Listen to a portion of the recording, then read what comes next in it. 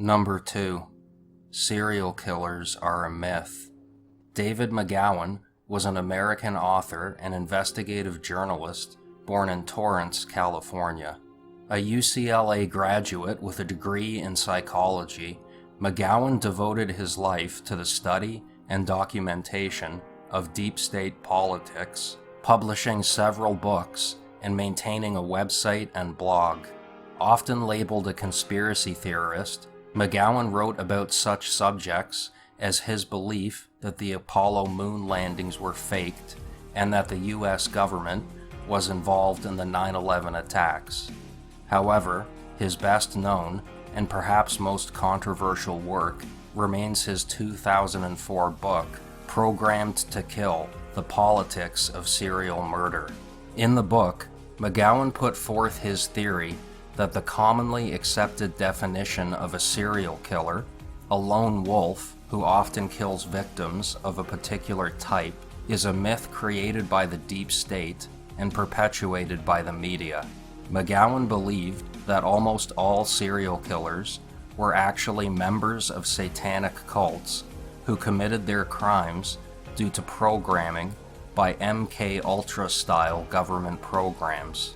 MK Ultra was a CIA program on mind control which began in the early 1950s and was ostensibly halted in 1973. The MK Ultra program conducted illegal experiments on unwitting US and Canadian citizens and used a number of methods to manipulate people's mental states and alter brain functions, including drugs, hypnosis, sensory deprivation, isolation, and verbal and sexual abuse. McGowan asserts that serial killers are typically lesser members of the cults in which they operate, who are set up as fall guys to protect the higher-ups in the cult. McGowan believed that these cults had a number of uses to the government, including drug trafficking, compromising people in positions of power, and performing assassinations. The myth of the serial killer as a lone wolf is necessary to protect the cults. The killings committed by these cults, McGowan believed, are also used as a form of psychological warfare against the public aimed at creating a state of fear. While many of McGowan's claims are sensational and lack hard evidence, his work raises an interesting question. Are there serial killers whose crimes were in fact the work of cults? In August of 1977, residents of the New York City borough of Queens were relieved to learn that authorities had arrested David Berkowitz, aka the son of Sam, who was said to be responsible for a series of shootings, which killed 6 and wounded 7 between July of 1976 and July of 1977. When taken into custody, Berkowitz immediately confessed to, and was subsequently charged with, all 6 murders. Initially, Berkowitz claimed to have committed the murders on the orders of his neighbor Sam Carr's dog Harvey, which he said was possessed by a demon, although he later admitted that he had made up the possessed dog story, likely in a failed attempt at an insanity defense. Shortly after Berkowitz's arrest, author Maury Terry began investigating the murders. Terry felt that Berkowitz's quick confession to all 6 murders was too convenient, and after doing some research, he began to uncover some startling discrepancies with the official story. Firstly, there was the matter of a number of composite sketches of the killer created by surviving victims and witnesses. While it is not unusual for composite sketches of the same person to vary somewhat due to both witness recollections and the different artists drawing the sketches, the compositions of the killer were so radically different from one another that Terry began to question how they could all have possibly been drawings of the same person. Berkowitz himself would soon begin to claim that he had been a member of a cult, and perhaps someone didn't like that he had now changed his story about being solely responsible for all of the murders. In July of 1979, his throat was viciously slashed in prison, He survived with a wound that took 56 stitches to close. The inmate responsible for the attack was never identified. In the last attack attributed to Berkowitz, Stacy Moskowitz was killed, and her boyfriend Robert Violante was injured as they were shot sitting in a parked car near a city park at around 2:30 a.m. Tommy Zano, who was parked with his girlfriend behind Moskowitz and Violante, noticed a yellow Volkswagen Bug pass by him twice at around 1:30 a.m. Half an hour earlier, several witnesses had observed two men get out of this car and walk into the park. At 2:05 a.m., a policeman issued a parking ticket to David Berkowitz's car, a Ford Galaxy, which was double parked on a street 2 blocks from the park. At this same time, a woman named Cecilia Davis was being dropped off by a friend next to Berkowitz's car. Both she and her friend observed Berkowitz take the ticket off of his car's windshield and enter the vehicle. He then began honking impatiently for Cecilia's friend to move his car. She got a good look at him at this time, and she later said she was 100% certain that the man she saw was Berkowitz. She got out of her friend's car, and before she entered her apartment building, she saw Berkowitz drive away, following the police car which had ticketed him. 15 minutes later, Stacy and Robert got out of their car and took a short walk around the park. According to Robert, they saw a man standing in the shadows near the park's restroom who appeared to be watching them. At around 2:30 a.m., Cecilia Davis returned to her apartment after taking her dog for a walk. She recognized Berkowitz as he walked past on the sidewalk just a short distance from her apartment. Less than 1 minute later, she heard the sound of gunfire. Tommy Zano, who witnessed a man casually walk up to the car parked in front of him, shoot both Moskowitz and Violante, and then quickly run away, described the killer as thin, in good shape, and having long, straight hair, not at all matching the description of Berkowitz.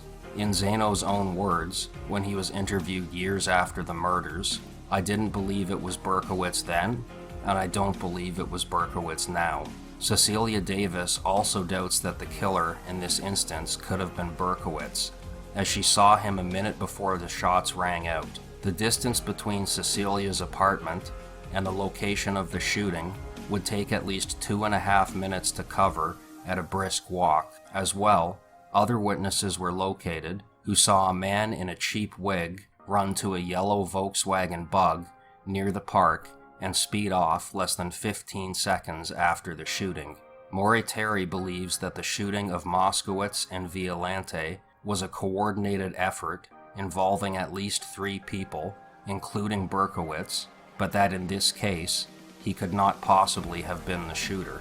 Terry also looked at a taunting letter that the son of Sam had sent to newspaper columnist Jimmy Breslin. The letter contained a number of references to Satanism and mentioned the 22 disciples of hell, 2 of which were identified by name, Wicked King Wicker and John Wheaties, the rapist and suffocator of young girls. Berkowitz lived next to Wicker Street. Maury also learned that a friend of Berkowitz was nicknamed John Wheaties.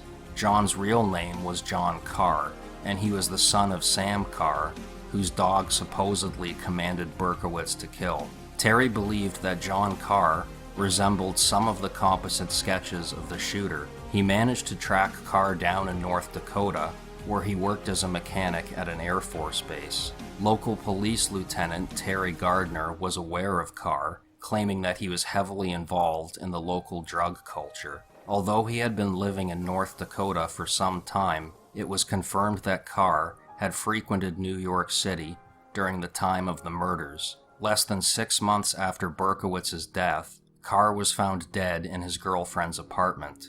She was interviewed by Officer Gardner, and she claimed that Carr had taken his own life. The next day she was interviewed again and abruptly changed her story. She told Gardner that Carr had been murdered, that Carr had told her he was wanted in New York in connection to the Son of Sam killings, and that he was afraid for his life. Investigating Carr's social circle, Terry located several independent witnesses who told him that Carr was heavily involved in Satanism and had participated in rituals involving blood and urine drinking and the ritualistic sacrifice of dogs. Just one day after Berkowitz's arrest, 2 children had led police to a location in Untermeyer Park, near where Berkowitz lived, and had shown them the bodies of 3 dead dogs. Near the area was satanic graffiti and an altar. One of Carr's friends told Terry that Berkowitz had been initiated into the cult by Michael Carr,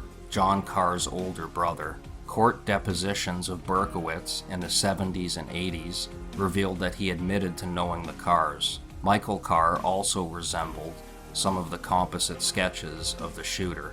18 months after his brother's death, Michael Carr died after being involved in a single-car accident on a New York highway. Terry believes that both Carr brothers were killed by the cult, either because their heavy drug use made them unreliable, or because of clues in the Son of Sam letters, which pointed to their identities, or a combination of both factors. Terry believed that the cult was still active and recruiting members as long as a decade after Berkowitz's arrest.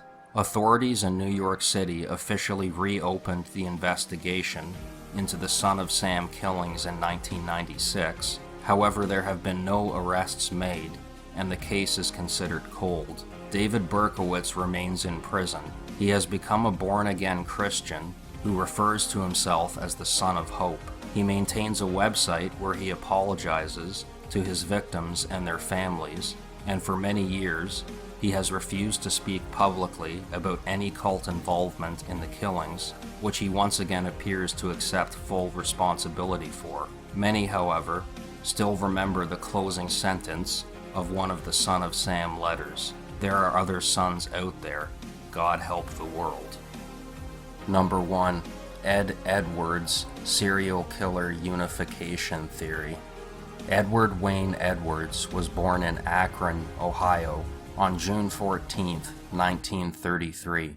When he was 5 years old, he witnessed the suicide of his mother and was sent to live in an orphanage, where he would later claim that he was physically abused. He began committing petty crimes at the age of 11 and was eventually sent to a juvenile detention center. He was released from the detention center on the condition that he joined the Marines, went AWOL, and was subsequently dishonorably discharged. He then spent some time wandering around the United States working odd jobs, eventually being arrested for burglary in 1955.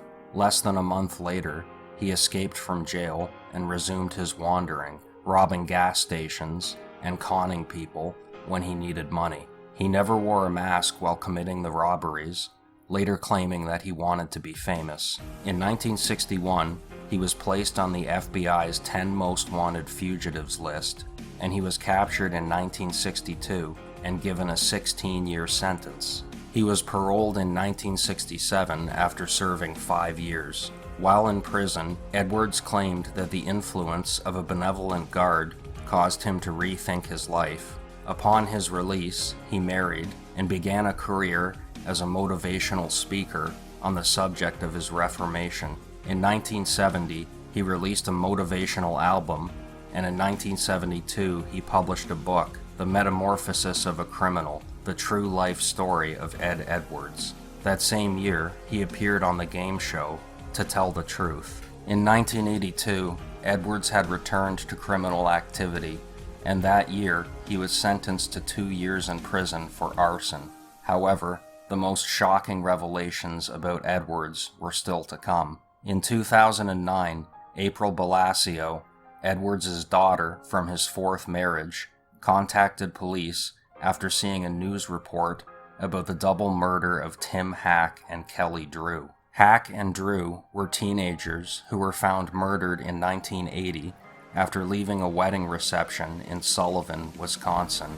Blasio realized that Edwards had worked at the venue the couple was last seen at, and 2 days after the murders, he had abruptly moved his family away from the area.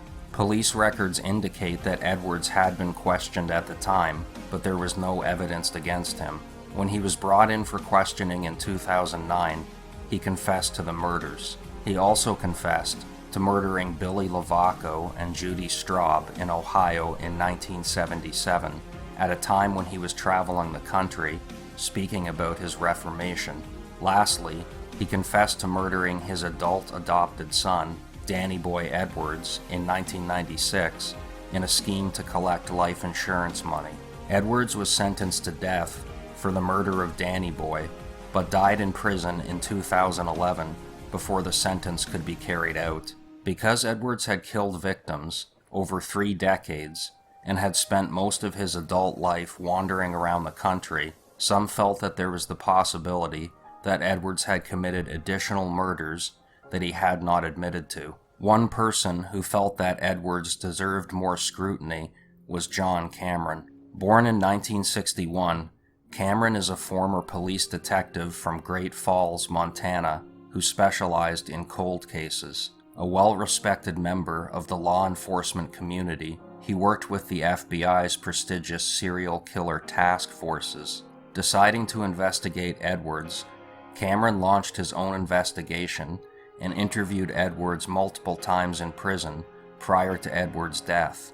In 2014, Cameron published the book, It's Me, Edward Wayne Edwards, the Serial Killer You Never Heard Of, a book which cost him his job and friendships, earned him almost universal disdain from the law enforcement community which once held him in high regard, and caused many to label him a crackpot and a conspiracy theorist.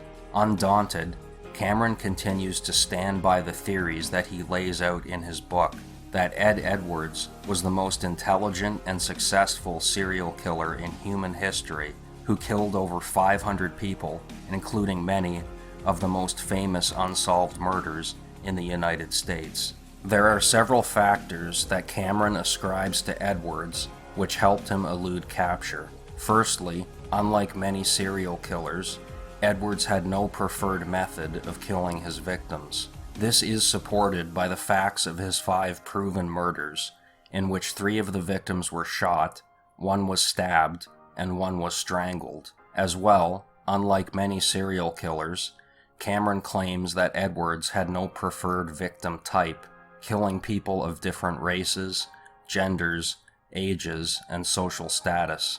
Secondly, Cameron claims that after his release from prison in 1967, Edwards worked as an informant for the FBI and the ATF, and as an asset to law enforcement, he would have avoided close scrutiny.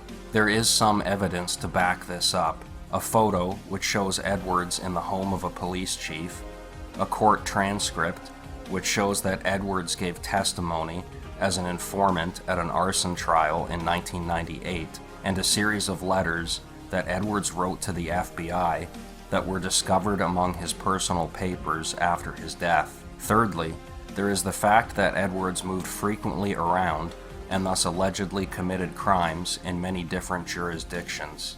Fourthly, Cameron claims that unlike almost all serial killers, Edwards didn't care if law enforcement or the public knew that all of his crimes were the work of the same person, although Cameron believes that Edwards left clues connecting some of his crimes to others. Cameron also believes that Edwards derived pleasure in framing innocent people for murders he had committed, and that he attempted to do this for many of his murders, sometimes successfully, sometimes not. Although we will not go over every single crime that Cameron attributes to Edwards, let's take a look at some of the more famous cases. In early 1947, the dead and badly mutilated body of a young woman was found in a vacant lot in Los Angeles. Although the victim was identified as 22-year-old Elizabeth Short, she became known as the Black Dahlia, and her case remains one of the most famous unsolved murders in the United States. The LAPD at one point had a list of 150 suspects, but to date, no one has ever been charged with her murder. One of the suspects was an unidentified man who took several photos with Elizabeth in a photo booth shortly before her murder. Cameron believes that Edwards is the man in the photos and that Elizabeth was one of his first victims. According to most official records, Edwards was born in 1933 which would have made him only 13 years old in 1947. However, Cameron has uncovered older records which give Edward's birth year as 1928, which would have made him 18 at the time. In 1954, Marilyn Shepard was murdered in her bedroom while her husband, Dr. Sam Shepard, slept downstairs. Shepard claimed that he had struggled with the intruder who had killed his wife but was knocked unconscious. A composite sketch of the killer was created, which Cameron believes resembled Edward's. Shepard was tried and found guilty for second-degree murder, but several factors, including the carnival atmosphere of the trial and the obvious bias the judge had shown towards Shepard, caused a retrial to be held in 1966, at which Shepard was found not guilty. Shortly after Shepard's initial arrest in 1954, someone had mailed Shepard's father a series of letters claiming to be the killer and offering to confess if he was paid $25,000. In one of the letters, the word business is misspelled B-U-S-S-N-E-S-S, which will be significant later. In 1968, the Zodiac Killer committed his first confirmed murders in Vallejo, California. Perhaps the most famous unidentified serial killer, the Zodiac killed at least 5 people between 1968 and the early 1970s, although in a series of letters he sent to newspapers, he claimed to have killed 37 people. Cameron believes that Edwards was the Zodiac and that he wrote all of the letters. One hallmark of the Zodiac letters was his signature, a cross which overlapped a circle. Some of the Zodiac letters contained ciphers, which when decoded revealed messages. The first letter in 1969 contained a string of symbols at the bottom which have never officially been decoded. Cameron claims that when properly decoded, the last line reads, "I'm Edward E.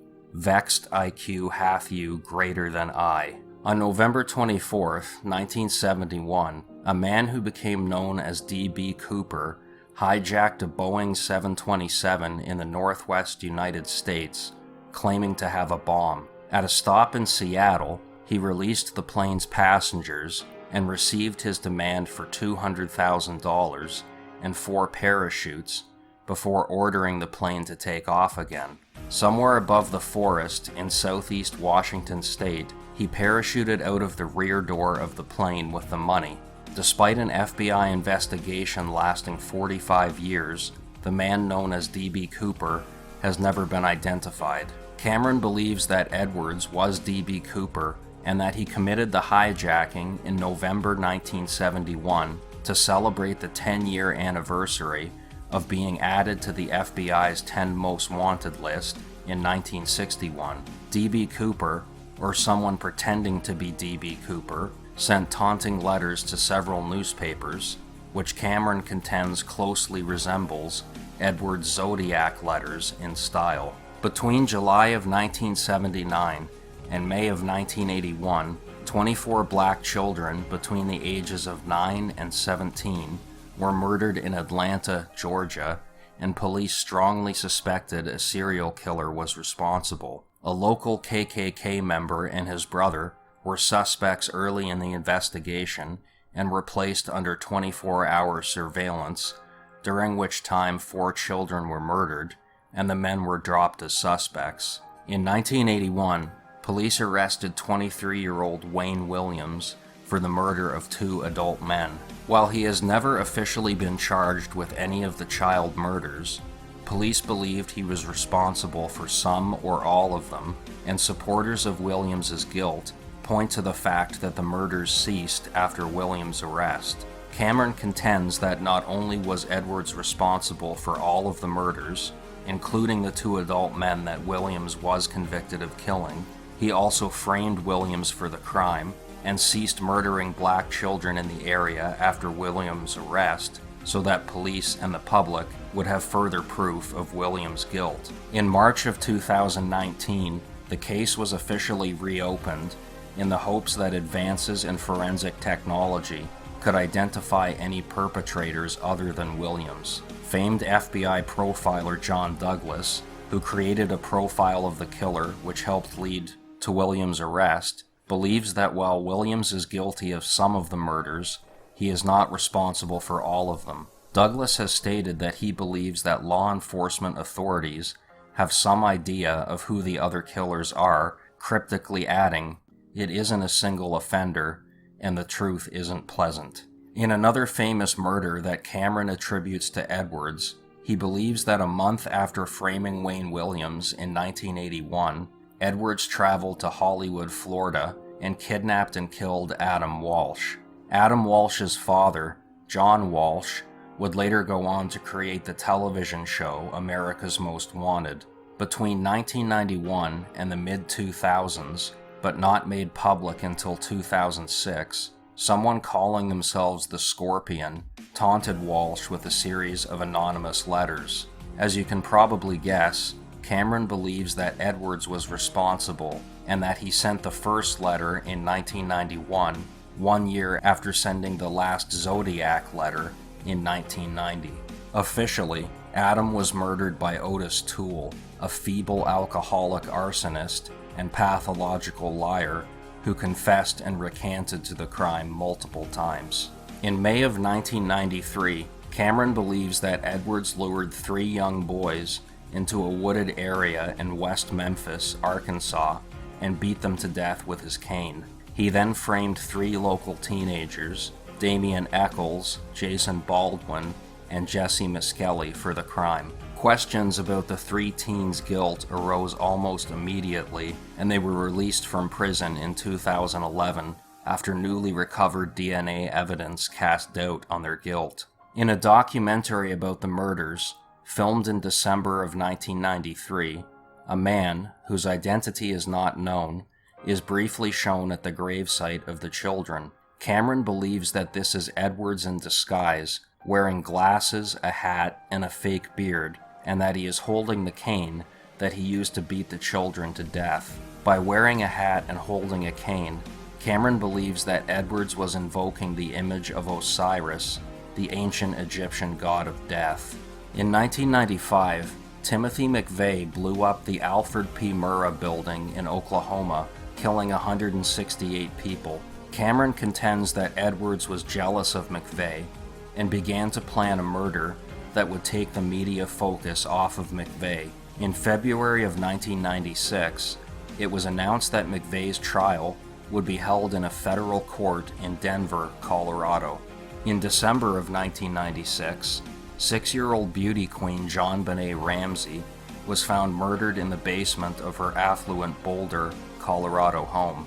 The case dominated headlines for years afterwards due to the lack of any arrests and rumors and innuendo about her parents.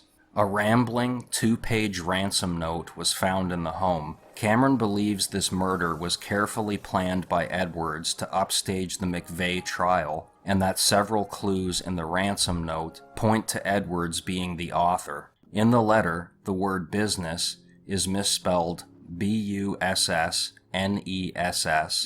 the same way it was spelled in the Sam Shepard extortion letter 42 years earlier. Secondly, the ransom note is signed with the acronym SBTC. For years, professional and amateur sleuths have proposed various meanings for the signature. Cameron believes that it stands for Signed by the Cross, aka the Zodiac Killer's trademark crosshair signature. There are many more famous cases that Cameron attributes to Edwards in his book. Among them, murdering Martha Moxley in 1975 and successfully framing Kennedy family relative Michael Skakel, murdering Lacey Peterson in 2003 and successfully framing her husband Scott Peterson, and then bragging in letters to a newspaper about framing Scott, murdering Chandra Levy in 2001 and attempting to frame Congressman Gary Kant, and then mailing the anthrax letters shortly after 9/11, when the 9/11 terrorist attacks removed his murder of Levy from the headlines.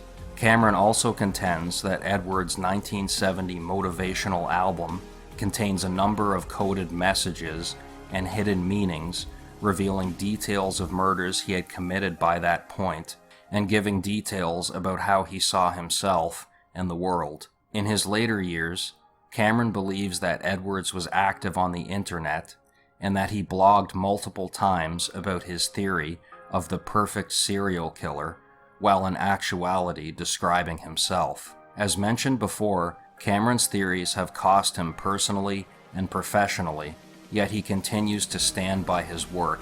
While most investigators are dubious about many of Cameron's claims, it has been acknowledged that most do suspect that Edwards has more victims than the 5 he confessed to. As of the time of this video, the investigation is still ongoing. It is possible that in the future, at least some of Cameron's theories about Edwards may be vindicated. Thanks so much for watching today's video. Hopefully you found it interesting. If you did, please give it a thumbs up.